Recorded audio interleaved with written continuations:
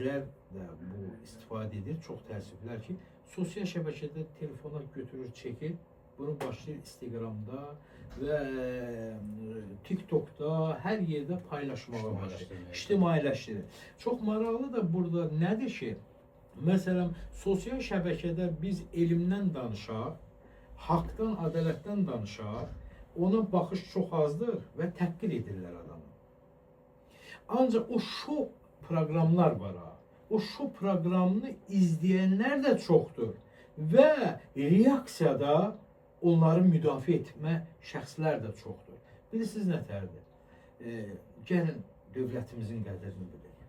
Axı biz söyləyirdik ki, bunu hər zaman deyirdik ki, ac olaq, susuz olaq, torpaqlarımız azad olunsun işğaldan, vətənimizə, yurdumuza qayıdaq və bugün yurtlarımıza, torpağımıza qayıtmışıq və Azərbaycan bütövlüyümüz də bərpa olunubdur və bugün azad olunan torpaqlarda Azərbaycanımızın üç rəngli müqəddəs bayrağı da dalğalanır. Bunu da unutmalı deyil ki, bizim Azərbaycan Respublikamızın vətəndaşı və Azərbaycan Respublikamızın prezidenti Cənab İlham Əliyevin daxili və xarici siyasətinə nəticəsində torpaqlarımız azad olundu. Allah şəhidlərimizi rəhmət etsin. Allah qazilərimizə, veteranlarımıza da can sağlığı versin. Bilirsiniz nətərdir? Yumruq sözü nə deməkdir? Bir yumruq altında birləşməliyik. Vətənpərvərliyi dildə göstərməli deyilik, qəlbən göstərməliyik. Bəzi məsələn haqqı, sübutlarla danışıram mən, məni görürsən ki, bəzi insanlar təhqir etməyə başlayır. Deməli, təhqir etmək nə deməkdir? Bu insanlar həzm edə bilmirlər.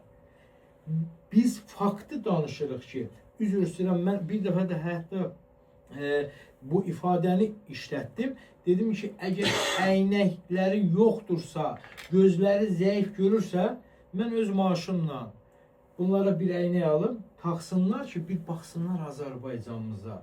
Görün, sağımıza, solumuza baxaq, dövlətli qonşu ölkələrə nə cür vəziyyətdir və şükürlər olsun ki, Azərbaycan dövlətimiz balaca adlandırmaqla deyil, böyük geniş ürəyə sahib olan hüququ, demokratik bir dövlətdir. İnsan hüquqları buradadır.